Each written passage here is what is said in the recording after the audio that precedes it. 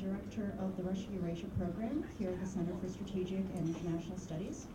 It's great to see so many of you here.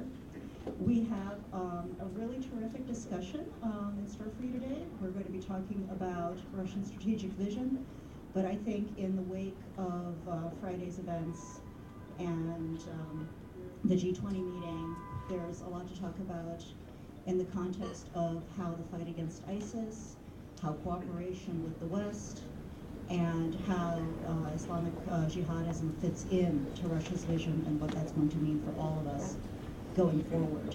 We also have a brilliant panel, one half of which is stuck in traffic, but is only a few blocks away, which means that he should be ditching his car at any moment and just walking through the door. But we are very, very lucky to have here Ambassador Thomas Pickering, who served as Undersecretary of State for Political Affairs and as U.S. Ambassador to the Russian Federation, as well as a series of other countries. The other panelist, Michael Vickers, was Undersecretary of Defense for Intelligence and Assistant Secretary of Defense for Special Operations and Low-Intensity Conflict, as well as having had a career in the Army Special Forces. Both of these panelists know a tremendous amount about Russia, have spent a lot of time thinking about the implications of Russian strategic interests, Russian viewpoints, Russian tactics for U.S. goals and interests and approaches. And I think this is going to be a really, really interesting conversation. I also want to make sure that probably not all of you, but at least a few of you also have a chance to get engaged in the discussion. So I'm going to leave plenty of room for that. The way we're going to do this is I'm going to ask each panelist to speak for about 15 minutes, then to respond to one another, and then we'll open it up for discussion. So without further ado, I will turn this over to Ambassador Pickering. Thank you very much, and thank you all very much for coming. I hope you can hear me. I'm delighted to be here. It's a pleasure and an honor to be with this group and to talk about Russia, something I've had an opportunity to do a lot of thinking about. My sense is that it would be useful this morning for me to address right off the point that was just raised about the connection with Paris and Daesh with ISIS, and then talk a little bit about my sense of Russian strategy and where it is, and then maybe mention very briefly Ukraine and Syria. And to do all of that in a 15-minute period is an inhuman accomplishment, and I don't pretend to be inhuman, but I'll do my best to end, because I'm anxious, as you are, to hear Mike, and I hope he makes it here in the traffic this morning. First and foremost, I thought John Brennan a moment ago addressed very well the question of ISIS and Daesh and the problem the Russians face. Significant Chechen participation and interest, with a real possibility of return to the Russian Federation to cause further problems. Something in the order of 20 million Muslim citizens of various varieties, but principally Sunni. A deep sense on the part of Mr. Putin, who's declared it as one of the many reasons why he has in effect involved himself in Syria in a preoccupation with this issue and the return of Russians. A cooperation in the intelligence sphere with the United States, both at Sochi and beyond, which the director of CIA just mentioned, is of mutual benefit, and he intends to continue. And it seems to me all of that makes a lot of sense. It's one of those areas, along with the Iran negotiations, perhaps space, perhaps to a lesser extent the Arctic, where we have managed to, put it this way, continue, if not salvage, some sense of cooperation with Russia, while at the same time deep differences have developed. So the deep differences, why? And what do I sense is Russia's strategy in dealing with the problem? I have to say that as I look over the area, Russia's strategy seems to be motivated by two principal factors. One, a deep sense of discouragement and unhappiness for the 15-year period after the fall of communism, with the way in which they handled themselves and were, put it this way, treated by the rest of the world, principally by the United States, and therefore an effort to regain stature that they believe is justified by their history, by their previous roles, I'm sure by the nuclear equation and as well by their sense that as the world's largest country geographically and its long-standing role in things European and Asian, they ought to be a major player at the table. But I also have to say that there is a very strong sense of what my Latin friends would call personalismo surrounding Mr. Putin's own interests. And Mr. Putin is the last person who can be divorced from Russian strategy, if indeed, as I will question in a moment, it can be called strategy rather than stratagems. But it is important to look at it this way because I think for a time, particularly with street demonstrations and with what I would have to say is the uncomfortably close election to the Duma some 5 years ago, or 4.5 years ago, Mr. Putin understood that perhaps his long-term future in Russia, if not on the earth, depended upon his ability to find a new way to engage the Russian people and the Russian state in a sense that it would devolve onto strategies and approaches that emphasized Russian nationalism. And so we're in a period where Russian nationalism at the service of the leader, and the leader not at the service of Russian nationalism, but the arbitrator and articulator of much of that is important. It resolved itself around several problems, one of which I think I've mentioned, Russia's interest in being a major player at the world's tables. The second is obviously Russia's interest in having significant influence in the nearby surrounding region, particularly of the former Soviet Union. A kind of a natural sense on the Russians' part that in some ways this was, if I could put it this way, their Western Hemisphere. And looking back in history, they would like to see themselves moving in that direction. If not a Monroevsky doctrine, an effort to try to create space for them of a privileged character, which I think they have done, probably never really lost in some ways, as we would examine some of the relationships across the board, and some which they never had, particularly in the Baltics. And we need to be careful, obviously, of the variations in that. But I think those were questions that are very much important in Mr. Putin's mind. And there is a third, and the third is probably one of the ones that has subsisted longest and continues to be the most irritating for us, and that is ankle-kicking America. The notion that we may have put ourselves forward in a way that exposed our ankles is probably a reality. But the Russian information program has made that a central feature, if I could call it, of Russia's approach to the world in 2015 and beyond. My own sense, however, is that the exaggerated use of ankle-kicking America has, in its own way, helped to create a new distance, a new version in the Russian population of where things are. What are some of the difficulties with this approach, and why isn't it a strategy so much as a stratagem or a tactic? I think there are several areas of deep lacuna that need to be looked at. Would you buy a car from a gentleman whose record for the truth is distinctly, in this day and age, subject to deep question? I don't think I'd buy a new car or a used car from that kind of gentleman, and I wonder how many of the world's leaders reflect on that particular issue as they look at a man with a large nuclear weapon program and with a lot of strength, also wanting to be part of the major international councils solving the problems facing this world, whatever you might believe are their interests. I think there is a huge lacuna as well in the economic region, almost as if it doesn't exist.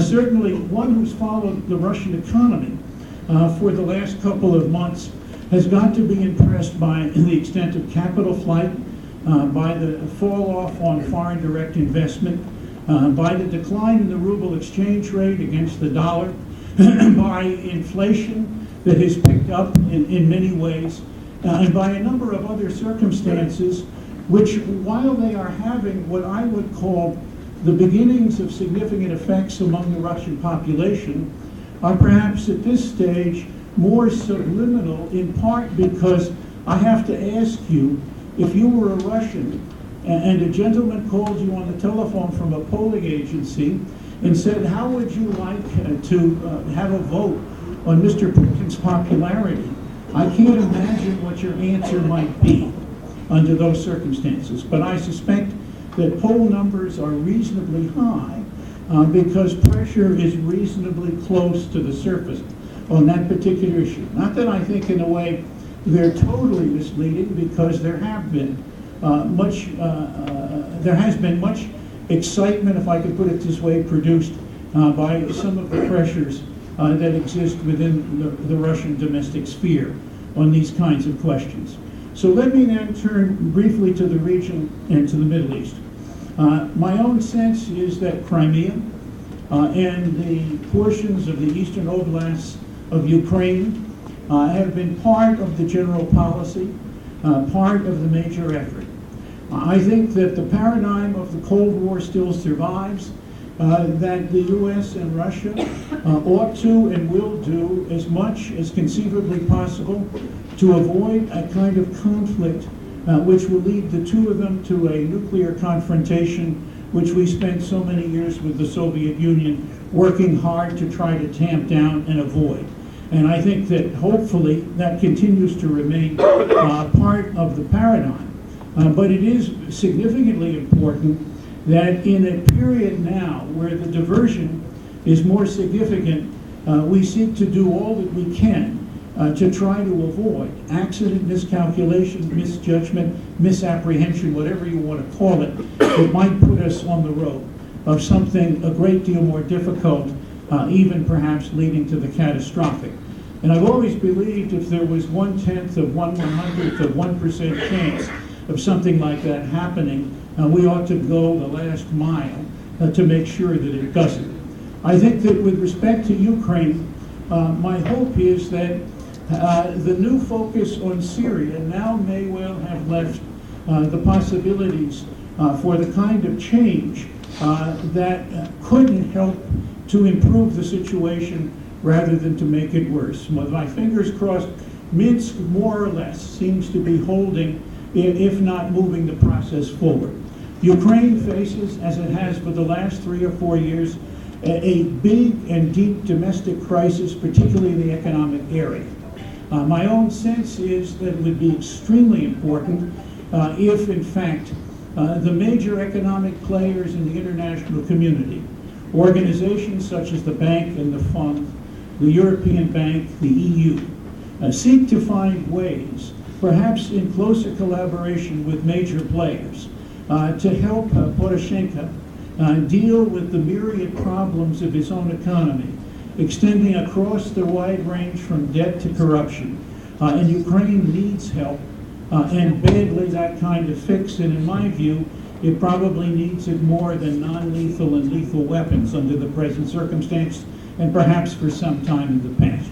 Whether Ukraine over a period of time, economically and beyond, could become a bridge country that is not part of the EU and not part of the Russian sphere, but a country which plays in both directions, is perhaps an ideal description of a future set of circumstances that may well be desirable, if not yet, or for some time achievable. But I think that's important. I think along with economic reform, internal political reform in Ukraine is badly needed as well. Just the simple act of treating all Ukrainian citizens, regardless of linguistic group, in a fair and equal manner is something Ukrainians have been working on for a time but not yet achieved. And certainly Mr. Poroshenko will have to define over a period of time, sooner perhaps rather than later, his general views about autonomy. But those are some thoughts about where the process can come. The fact that Mr. Putin is in fact still a major player in that region is important. I wonder whether the United States abstention from an interest in the Normandy group is sufficient for the longer term, particularly given the challenges in Ukraine. In Syria, I think it has been extremely interesting to see the Russian approach. Certainly, on the one hand, the immediate reaction we all had, and I joined you in that, was that it was a set of military activities designed to reassure President Assad that his recent losses of territory in the north in Idlib province and around the waist between the Alawite region and Damascus were not going to be a permanent situation with, in fact, his opposition dividing Syria. Some of that has obviously had an anti-ISIS or Daesh dimension, but in my view, not yet sufficient to move it ahead. However, on the political side, it was very clear that a combination of discussions between Secretary Kerry and Sergei Lavrov led to the two successive meetings we've had, not that they have produced miracles or indeed major new steps forward, but they have begun a political process that seemingly has the potential for weight. And the most interesting thing there had nothing to do with Russia, but a great deal to do with Secretary Kerry's efforts to convince Saudi Arabia not only to attend, but to attend with Iran in the same room. And while we don't like the necessarily having those who in fact support differing objectives from ours in the Syrian conversation, including Russia, there is, in my view, inevitably no way to get around this. And the stepwise views for the future of Syria seem to me to be more increasingly shared, but no less intractable in terms of being able to achieve them. But after all, that's what diplomacy is supposed to do, to take the inevitable and the intractable and somehow make something out of them. But the steps are certainly, on the one hand, a transitional government of some sort in Syria, hopefully more technocratic than it will be political, but I wonder. The second is that government to work on the combination of ceasefires and consolidating opposition to ISIS. That government, in my view, ought to be the first step in separating President Assad from governance. I can think of no better job for President Assad than to be the generalissimo of his own forces totally dedicated to fighting ISIS. I think the third step is clearly the question of whether, over a period of time, some kind of transitional government can begin to design a longer-term future for Syria. And then finally, whether that longer-term future, as the Iranians have suggested, interestingly, and as the Russians seemingly have agreed, should be the subject of some kind of referendum or electoral arrangements among Syria, perhaps in the end. That question of popular interest and will determine whether Mr. Assad stays or not. So Russia is in. Russia went in, I think, first to stabilize Assad, maybe at the same time to reduce our leverage, particularly with the opposition groups that were not ISIS or Al-Qaeda. That has had a reverse reaction, I think, in uniting as never before the Syrian opposition, which we need to take advantage of. And finally, to hold cards at the negotiating table, which they do. No more, I think, or no less than what they had perhaps before they went in, but nevertheless there, and that's brought us to a political process which we have been struggling for 3 years to try to get and keep underway. My sense is that tactics still prevail, that there are big holes in how the Russians see their own strategy in the region, that much of that has to do with Russia's vision of its historical and future place in the international sphere. But much of what Mr.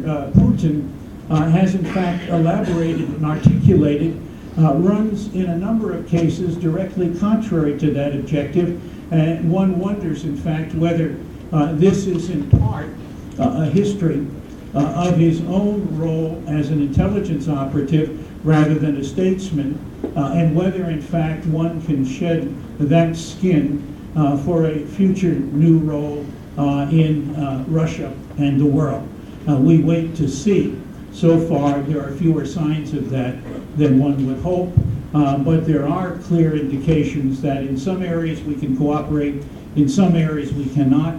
Our strategy needs to be certainly avoiding an inevitable conflict on the one hand, but also a deep sense of commitment, buttressed, in my view, with increasing toughness where that's necessary, while at the same time working on those problems that each side clearly considers to be of high national interest, and therefore a win-win variety, while at the same time it seeks either to contain or sublimate the regions or areas of deep differences, so that in fact the Hippocratic oath of first do no harm applies to them as much as we possibly can do so. I think that's 15 minutes plus. Thank you very much, Mr. Nasser. I thought that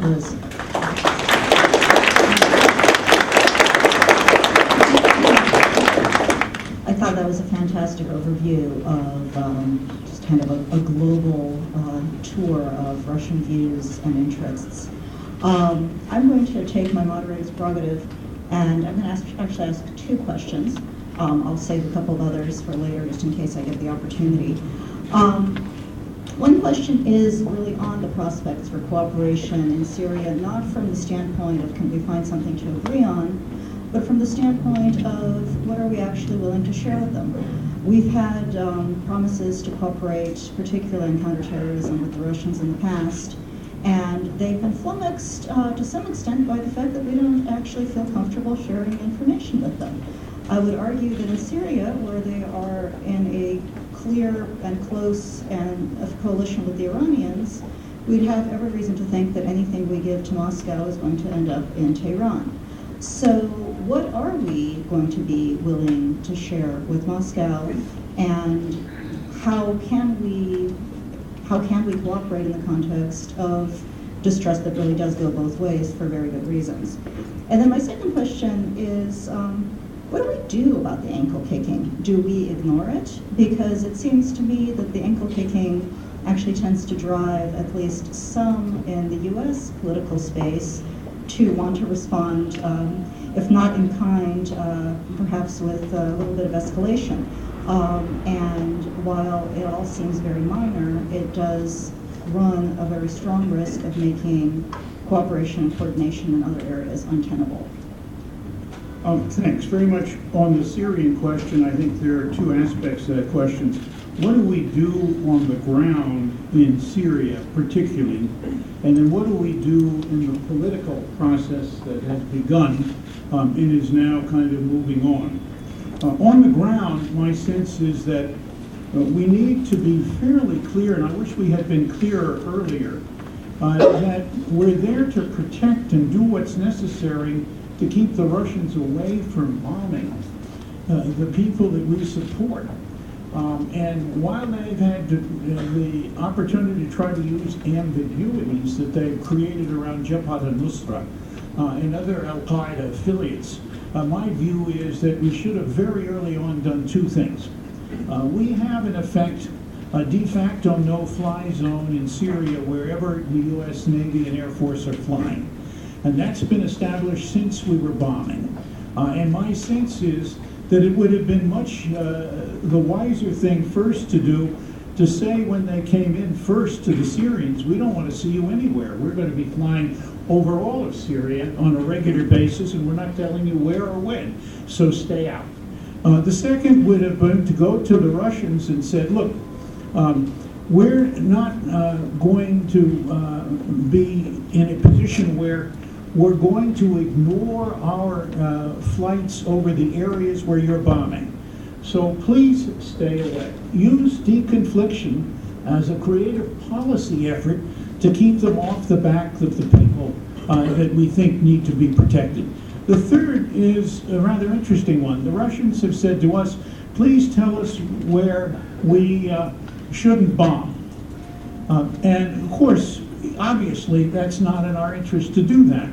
But we should tell them what area we want them to stay out of. And then I think no reason to designate for them in that area where the ISIS targets are. To me, that's a simple answer to the question of how to move ahead. I think finally, if in fact, although I don't think it has, the Russian attacks have continued with the kind of degree of determination and vehemence that was initially present against the people that we support and believe are the future for Syria. And we should make that clear to the Russians, that there will be no future for Syria around Assad, it's clear. And there'll be no future for Syria around ISIS or Daesh. That these are the people that they, in the long run, will have to be determined to somehow get along with if they wish to have a future in Syria. But secondly, my own view is that the Afghan solution of the 1980s to deal with Russian air power, and that was essentially surface-to-air missiles, may well have to be the tougher response if in fact this keeps up. And I know that gives people shivers, I know that people are unhappy, but we now have technical solutions to what I would call the long-term misuse of those particular weapons against civilian airliners, so it's not the kind of problem that it was in Afghanistan and post-Afghanistan. I don't know that it's a perfect answer, that's not my bailiwick, but I hear it's much better, and that would give us reason to move it. Well, on the political side, my sense is that Assad has really no chance of winning here. And we need to begin to convince the Russians and the Iranians, although the Iranians profess to be supported, that a move that does two things at one time begins to create a new structure for the, put it this way, even temporary governance of Syria on the one hand, and then work with them very closely on the question of how and in what way ceasefires can take place. If they don't like the fact that Mr. Assad has lost ground, then a ceasefire at least gives us the opportunity on a temporary basis to say, okay, let's hold off in those areas, but only on the condition that the forces in those areas refocus their attention on ISIS, which is a big problem for us both. And so I think that's important on the political side. On the issue of Russian bad behavior and ankle kicking of the United States, I do think we need, once again, to find a way to get to the Russian people to crack through this barrage of what I would call, if not propaganda, highly inflated information to now assails them on a regular basis. And we have the capacity to do that, whether it's through our own broadcasting, British broadcasting, Radio Free Europe and Liberty, the kinds of things that we've used in past. Certainly a much greater exploitation of the technology of the internet, all of the things you know about that I know about that can help us reach the Russian people. I think secondly, we ought to be in the position of making public statements when exaggerated questions come through on a regular basis, as we did in the worst days of the Cold War. The third piece, I think, that's quite important here, but it fits on the other side of the ledger, is that we should be, put it this way, more proactive in putting positions on the table that go to the question of the major areas of mutual interest. The Soviet Union and the United States had a mutual interest in preventing serious nuclear conflict. Russia has exactly the same. Each of us is improving our nuclear forces.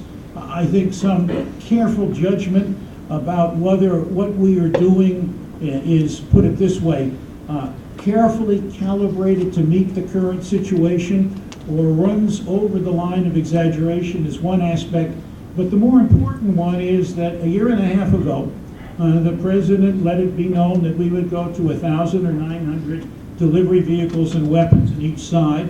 I think it's important to remind the world, if not the Russians, that that's there on the table, that it is a step that can be taken, that particularly we need to be careful to assure that while we're tough on the issues where we have real objections, we have not, and out of that sense of toughness, closed the door to the places where we have also mutual interests in working together, as long as it is clear that it is possible to do that. And I think that kind of a policy would make sense. It is, in effect, sort of what we're doing, but I think it needs to be gathered together and perhaps articulated in a way that is perhaps more self-evident, clear, and direct than it is now. All right, thank you very much. Great answers. I'm going to open it up to the audience. We have Yes, I'm Gudrun from the Norwegian Broadcasting, former Sovietologist and correspondent to Moscow. I have a question concerning the cooperation between the US and Russia with regard to the Syrian strategy. First, Kerry himself said that, or admitted that that the US have now, now abstained from demanding Assad's retirement. That has been a precondition in Syrian negotiation. He dropped it, and he also explained why in Vienna on Saturday. Do you think that is a position the US should stick to all through the negotiations eventually, if they will take place between the opposition and the Assad regime? And what is the possible cost of that? Secondly, how do you see Russia's real intentions with regard to Assad as a person, his personal role? There have been rumors that Russians are willing to let him go. It's not the most important thing for Russia that he should remain as a president or as a main player.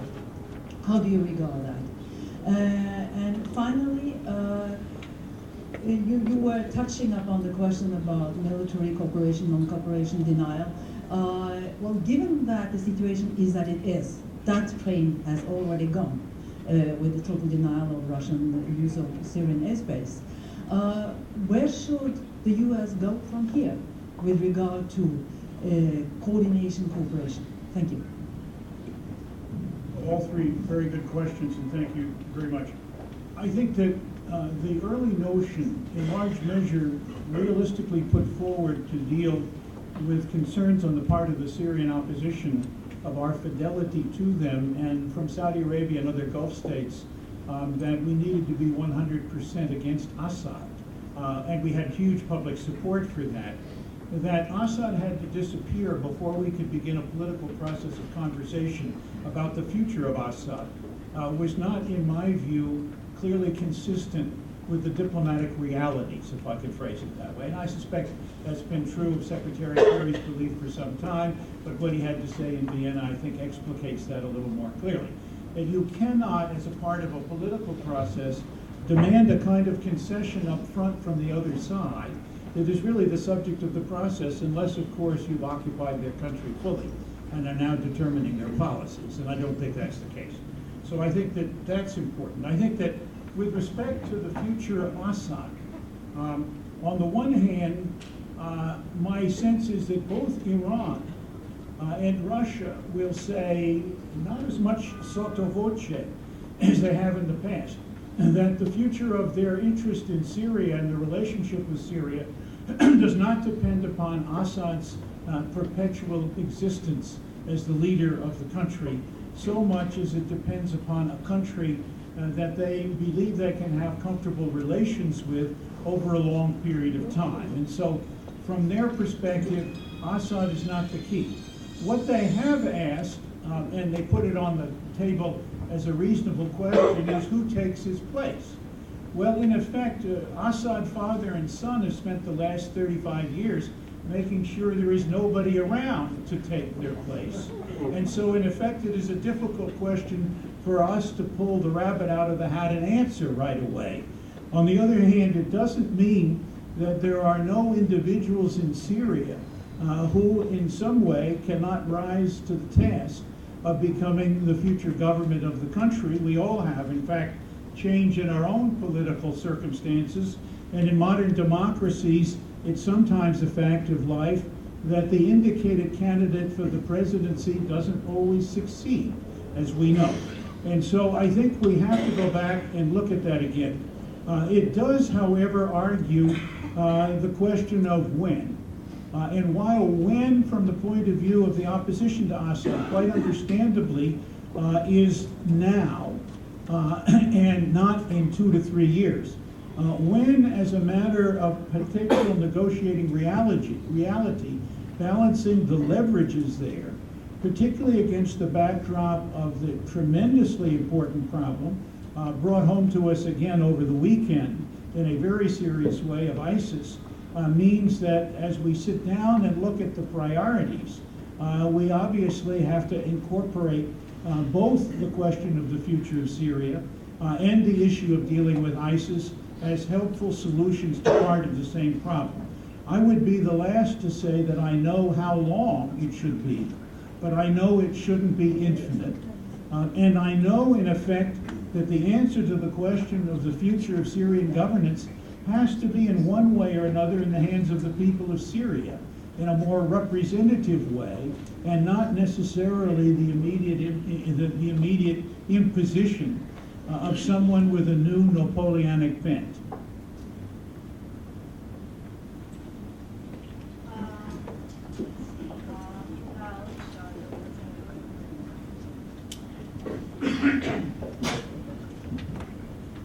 Frieder Denger, MA candidate of Global Security at American University.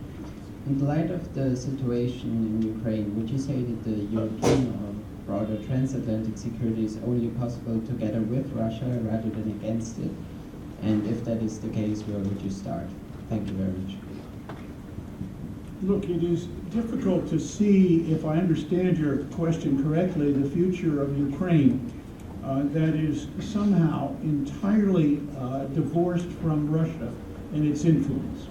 On the other hand, I think the opposite is clearly true, that the future of Ukraine cannot divorce Ukrainians, or indeed the friends of Ukraine in Europe, from that future.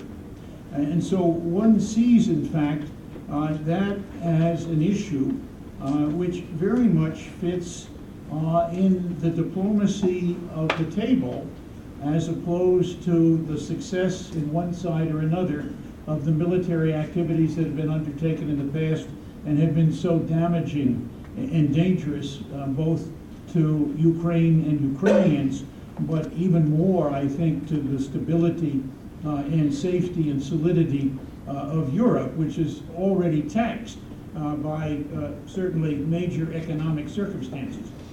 So my suggestion about Normandy is not, in a sense, an effort to propose a U.S. intrusion on something that the Europeans are doing well, but to find a way to broaden the set of conversations that has led to several Minsks to something that begins to address, if I could call it, a broader way out for the future.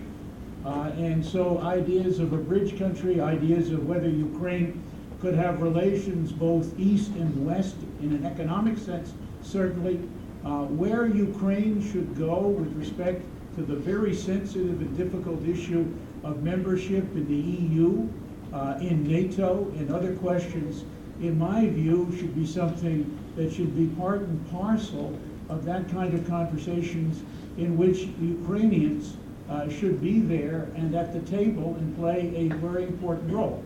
I think, to go back to Syria, there are no Syrians at Vienna. Sometime, maybe there need to be in some way to move the question ahead. Although now I think we're talking about a framework, hopefully, under which Syrians can get to Vienna. I would hope that Minsk and Normandy could evolve into the kind of diplomatic process, maybe as, put it this way, unrealistic as it may seem now, that can deal with the problem, because we have seen both in Syria and Ukraine that pure military action doesn't determine a result. It might determine leverages at various times that could help or hurt achieving a political result, but the notion that the political result has to be the center of concentration, in my view, is a clear lesson of what we have gone through, rather than just the wild idea of a former diplomat. Up front here in the center.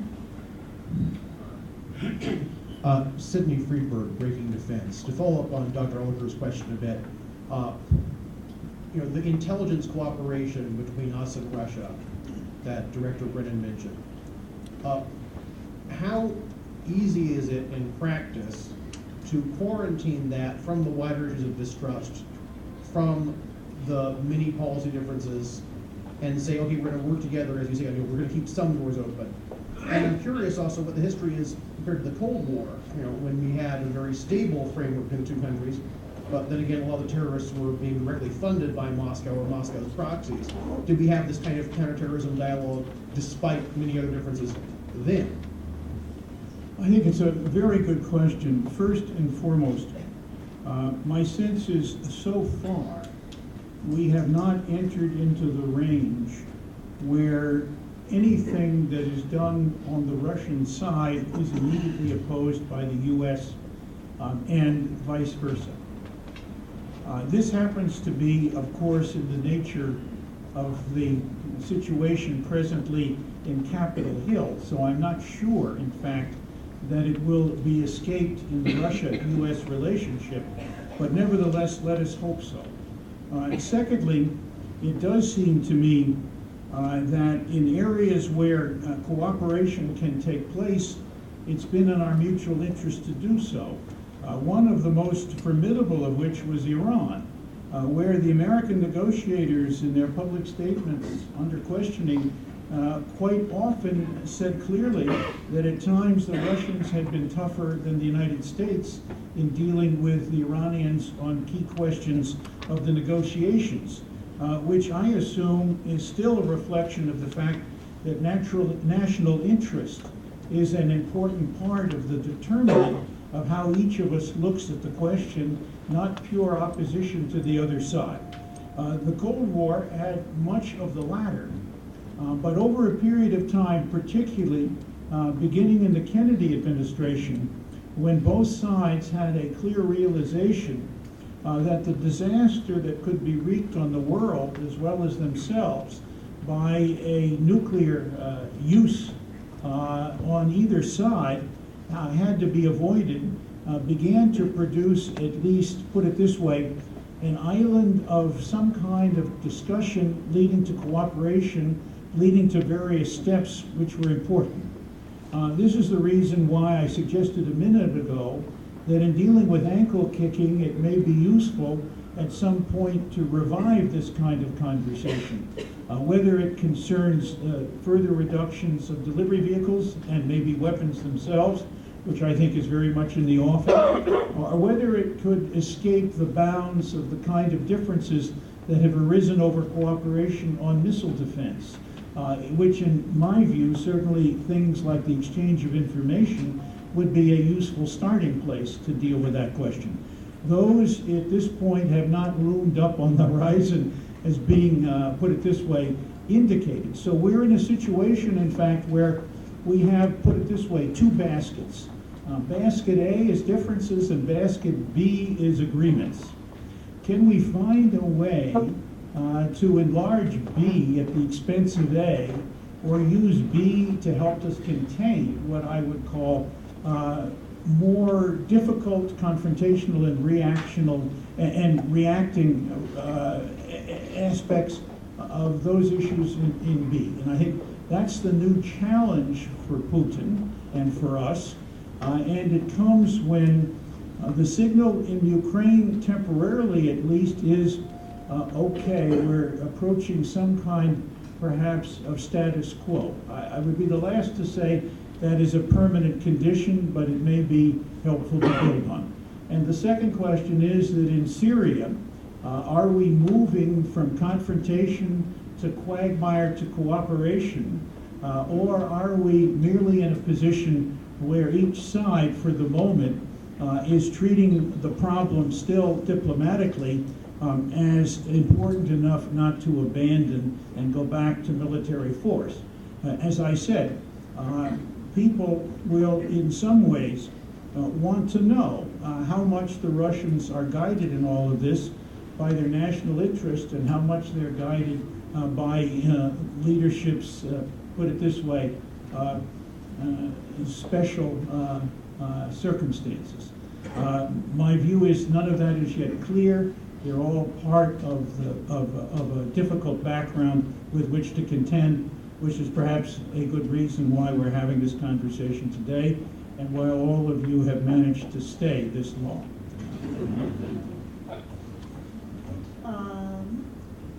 Let's keep going back and forth.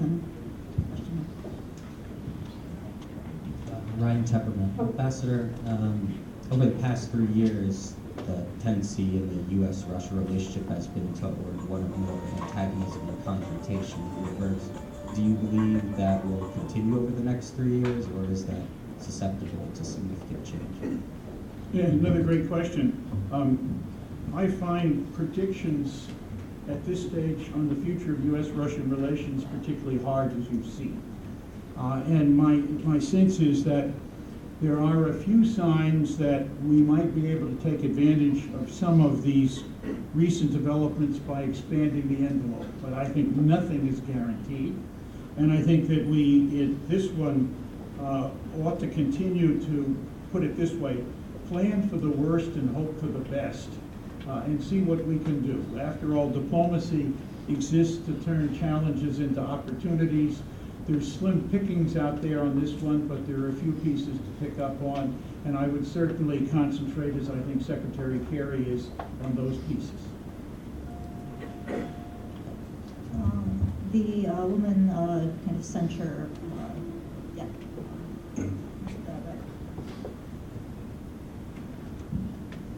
Mr. Investor, Sandy Swarzbach from the Weapons Center at Channel 8. One of the comments that I haven't heard, and maybe we're not supposed to get into it, but I was wondering if you could provide some insights into what you see between what's going on in Russia and what's going on in China, as the Russians are not the only power in that part of the world, and certainly Mr. Putin has a rival in the hegemonic rise of China, and he has either an ally or a power that will be coming up behind him to bite him.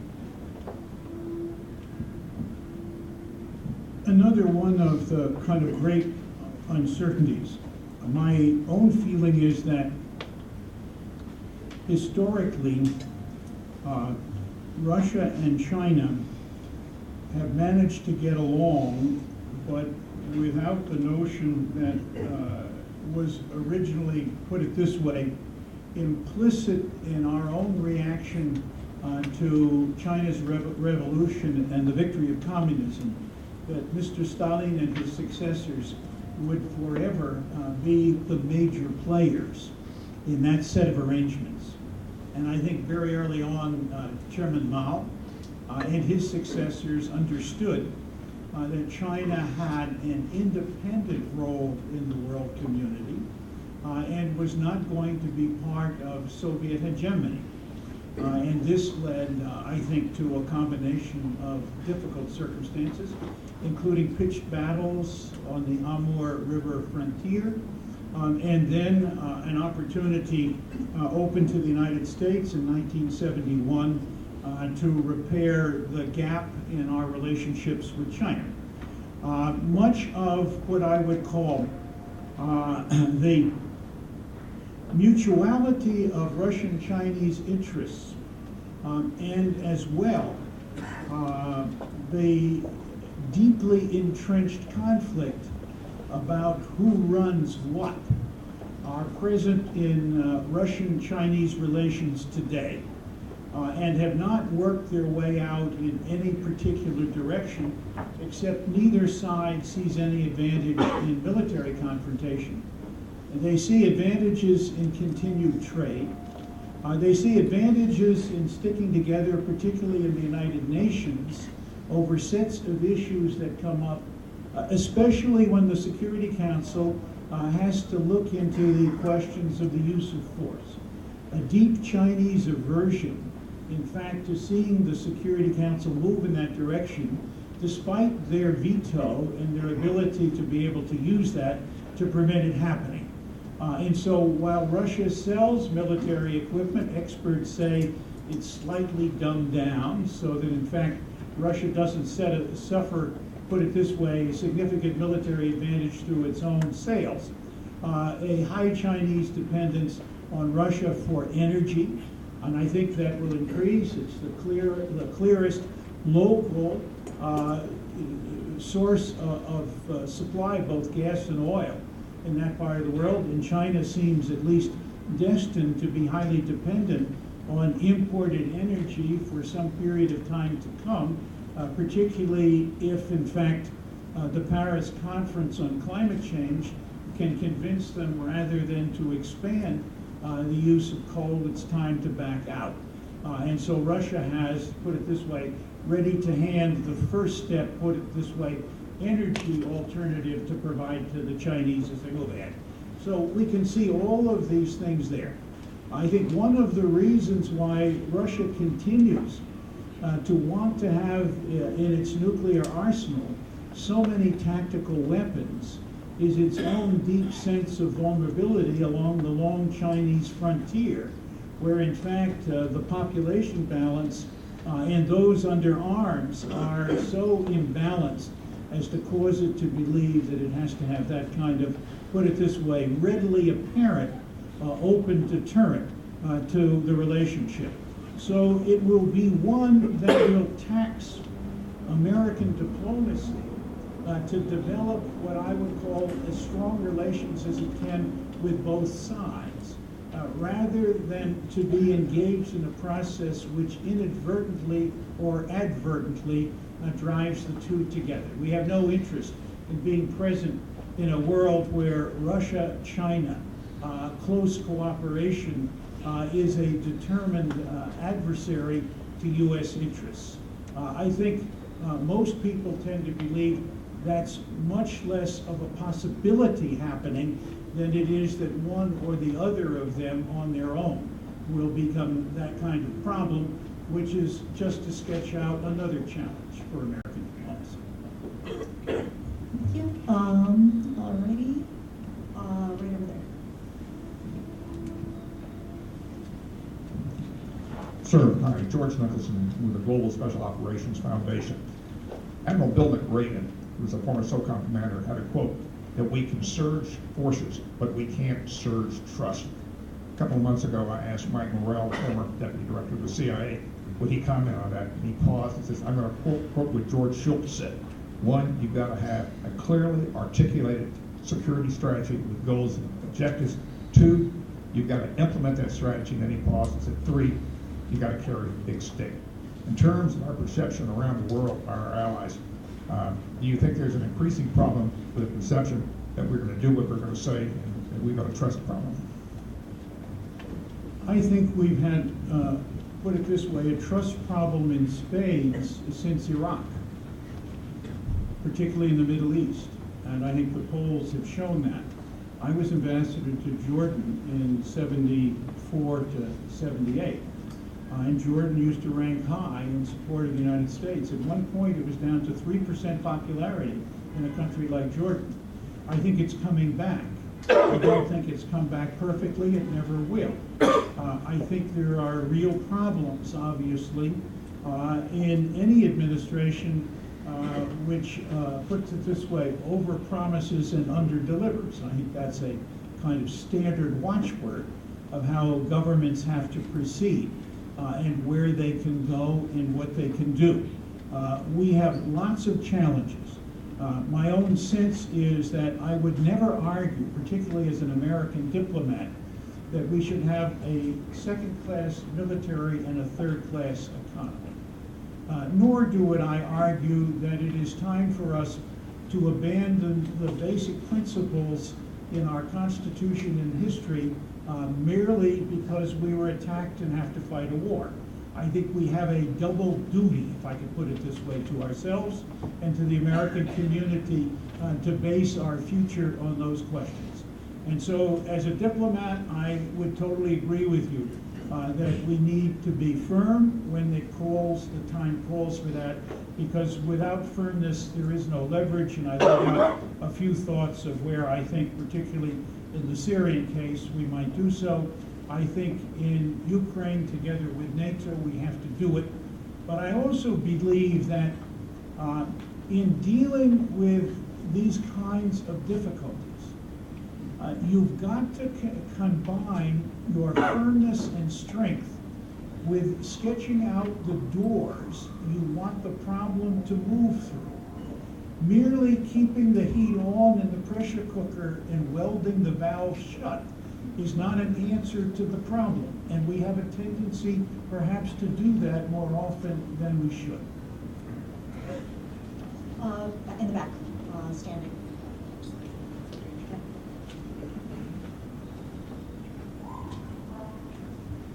Thank you. Leandra Bernstein with Sputnik International News.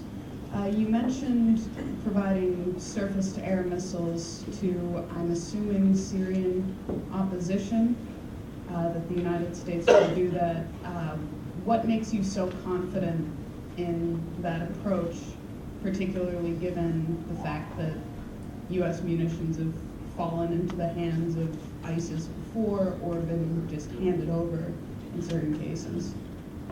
Well, I didn't sketch out the full elements of my idea, but first and foremost, I would say only if in fact the present situation, or at least the early stages of the Russian use of weapons against people that we were going to rely upon, and seemingly they, for the long-term future of Syria continue.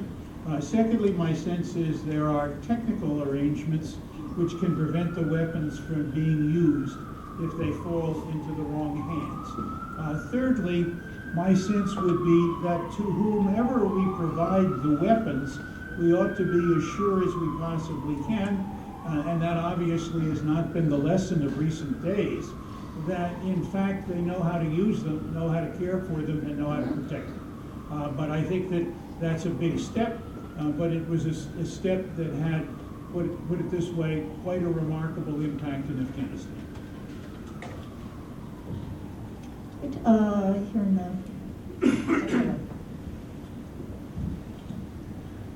Peter Sharpman, Mining Corporation.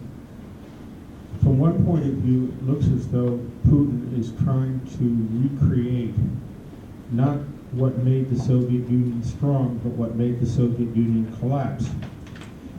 The economic troubles combined with a foreign adventure that is distinctly unpromising, combined with all kinds of problems with the effectiveness and morale of the population.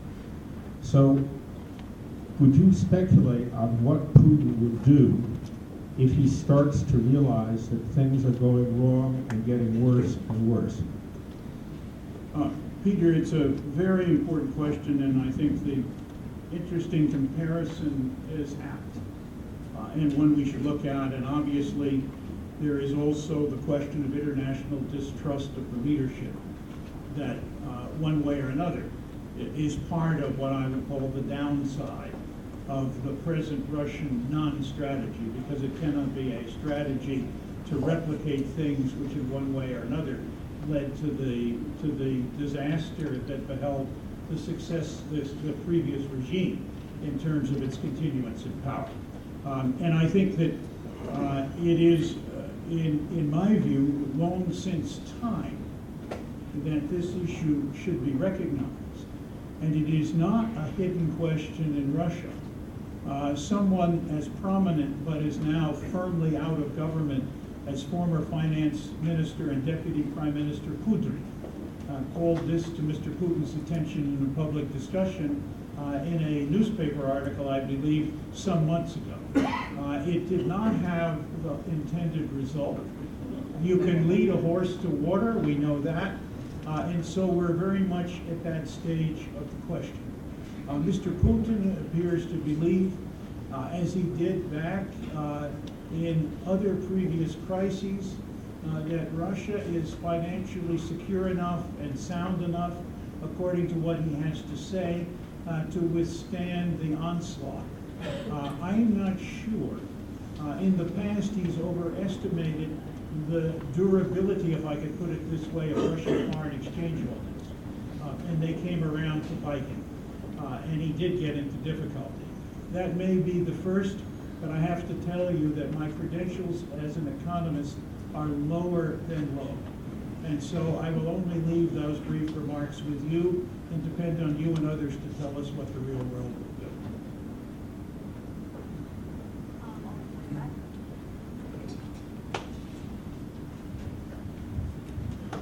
Thank you. I'm Joel Osterman from American Enterprise. Mr. Ambassador, I was actually part of the group that brought you to Tufts University last February and March. So it's great to hear you speak again.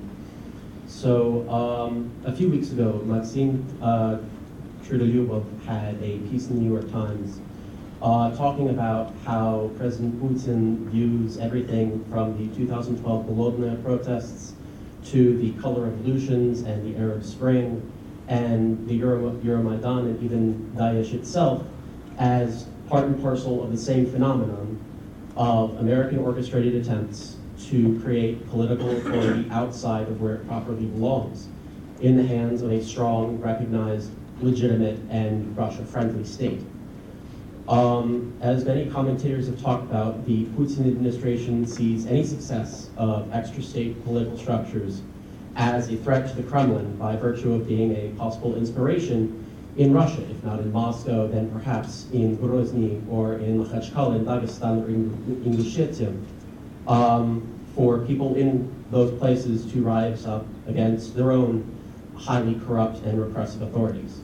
So even after the attacks in Paris and the likely plane bombing over Sinai, how has this calculus meaningfully changed? What reason do we have to believe that Putin will in any way alter his efforts to make the choice in Syria anything other than between Assad and Daesh and al-Nusra, just like he's endeavored to cast the choice in Ukraine as between Russian-backed authorities and Nazis?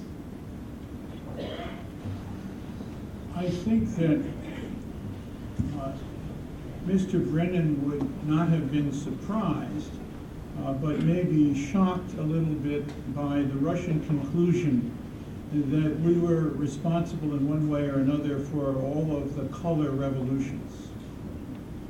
But it does seem to be part and parcel of the current public ethic in Russia about the United States and the ankle kicking. My own sense is that the reality is much different and much, put it this way, more problematic. And what we have seen going on in the Arabic-speaking world and beyond is, as Director Brennan said just a moment ago, a part and parcel of people's objection to the kind of regimes that have been put in over them, rather than the articulation of foreign intelligence services activities to bring about regime change. The long history of American efforts in this issue have not covered themselves with success or glory. And in many ways, I think the notion that we are responsible and behind those kinds of activities is yet another exaggeration. I didn't point to it in my opening remarks because I thought it was self-evident to a crowd like this that it was not a very realistic way to look at the problem. The answer to this, obviously, in various countries lies in the hands of those who don't like what they have in the way of government and will want to undertake the efforts to change it. And we all know authoritarian governments, this is their first article of deepest concern, that these kinds of issues will arise. And I think that your referral to opposition in Russia 2011, 2012, 2013 is part and parcel of why Mr. Putin is reacting the way he is. And that was, I hope, a fundamental point of the original discussion we had here today. What to do about that is a lot harder in terms of a challenge, which I think was very much part of your question. My own sense is that we have no good answers.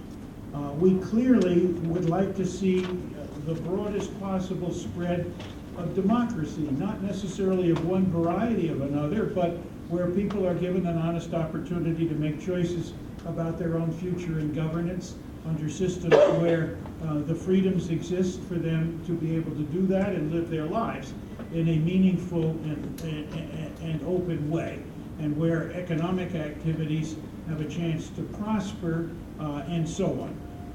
That has not, however, been something that we have found a silver bullet or magic formula to propound. Where we have found it works best is where advocates for that kind of future in their own country have had the opportunity to make their way within the political system in one set of circumstances or another. But I don't see this as, put it this way, a growing wave of the future. Rather, I see a kind of backlash, a counter set of movements taking place in two different ways. One, a resumption of more authoritarian rule in some places through a combination of persuasion and funding. On the other, a development even more radicalized points of view about how the future should be determined, and most of those, or many of those, on theological grounds, all of which I think we have deep concerns about, particularly as they have, put it this way, totally run off the rails of humanity, justice, and ethical behavior. So I've done a great job describing the problem as you have, but I wish I could tell you I thought there were clear answers. Most of the I'm Mike Morrow, I'm sorry. Most of the conversations keep focusing on the motivations being geopolitical, but given actions of Putin like Kaliningrad, Crimea, the land bridge in eastern Ukraine, could some of the motivations be more basic, like just access to Mediterranean ports? Well, you know, it's an old theory about Russia warm water ports. My sense is that a combination of global warming and ice breaking probably better answers to that problem than Russian expansionism. I think there is a personal portion of the equation that's out there that's very significant in terms of where Russia is going, but I think also the notion that Russia would like to have preponderant or at least highly significant influence in nearby areas fits a view of Russia's own national interest and aspirations that is very much a player in these circumstances. And as we know, where a country has a preponderance of military force in a local region, we found that out in 1956 in Berlin and in Budapest and in '68 in Prague, not the greatest examples of what I would call a howling success for democratic change in the world. We had to end up living with them, and I suppose those models were far from Mr. Putin's mind as he looked at Crimea and eastern Ukraine. I think that with respect to eastern Ukraine, happily, the pushback ability was not zero, and has brought about what one can see, at least at this stage, as a kind of stalemate along geographic lines which are far from perfect, but which might be worked with in a future political effort to see where this process goes, because I don't think there's a military solution. Back. I just have a general question. I'm Gus Alzona, happens to be a candidate for Congress in Maryland. How would you advise the leading presidential candidates regarding what you think would be in terms of pursuing a foreign policy which would be in the best interest of the American people? Well, I was a Foreign Service officer for 40-some years and learned that my advice is given in a closed room under classified rules. My sense is that much of what I've said this afternoon might, for some accident of publicity, be available to people who aspire to the presidency, and I hope they could make some sense out of it, because that's what I've tried to do. Thank you. All right, go ahead. Since you have it. Yes, I'm Syrian. I think one of the main problems between Russia and the United States is that we don't know really who are moderate rebels or terrorists and who are really hardliners. And we know that it's pretty fluid. Sometimes one day they're moderate, the next day they're not so moderate. So I probably this question was supposed to be to CIA, Mr. Bremer. I'm sure that the people we are financing and providing arms and moral support, political support, are the real pro-democracy, pro-Western allies, or they will turn like Taliban. We also support Taliban in Afghanistan, and we know what happened after that. this on Syria, on Ukraine. I like what you said about the future development in Ukraine, but a few days ago, Congress voted and I think Obama signed a law providing 50 million of lethal arms to Ukraine. This is a time when there's sort of kind of a shaky ceasefire. Do you think it's a smart policy to provide lethal arms to Ukraine when the states are probably going to some directions that you mentioned? Thank you. Thank you, Edward, very much. On moderates and terrorists, as you know, particularly in the Cold War, one country's terrorists were another country's freedom fighters. But beheadings, in my view, are not moderates, beheaders. So I think we can make pretty easy judgments about that particular question. It is true, I think, that the recruitment efforts of ISIS have been successful in part among moderates, in part because ISIS, Jabhat al-Nusra, and other organizations of a more extremist variety showed more propensity to fight against Assad, and therefore they were able to draw people off. I think that's unfortunate. I think, as we've seen, at least temporarily, Mr. Putin has helped to drive those people together, and the issue obviously has to be carefully looked at by those people who are in charge of distributing U.S. military support before they jump in. My own feeling is they probably have erred on the side of prudence rather than the other way around in dealing with these people in Syria. I think on Ukraine and $50 million in lethal assistance, I suppose that my own feeling would have been it would have been better a lot earlier, where it might have made a bigger difference. Although I'm not sure how much Ukraine actually lacked for lethal weapons. They were pretty well provided with the kinds of things that might be most useful along the battle lines in Donetsk and Luhansk. My own sense is that, as I said at the beginning, the real reforms and the major efforts perhaps should best start with the economy and the associated developments around that, both political and otherwise, that can help to rebuild and reinvigorate in Ukraine an effective and working economy and the kind of polity that those who favor Ukraine tell us is already in place, but obviously still lacks some repair. We are just about out of time, so I'm going to ask the ambassador if he has any final thoughts. And then we'll close up. Well, thank you very much for coming and sticking with me. I apologize that Mike was not able to escape the traffic. If I were smart, I probably would still have been there myself. But it's been an honor and a pleasure to see you all. Thank you for your penetrating and I think very important questions. And my apologies if I was not succinct, positive, and absolutely convincing in every respect of what we should do in a very difficult and challenging situation. Please join me.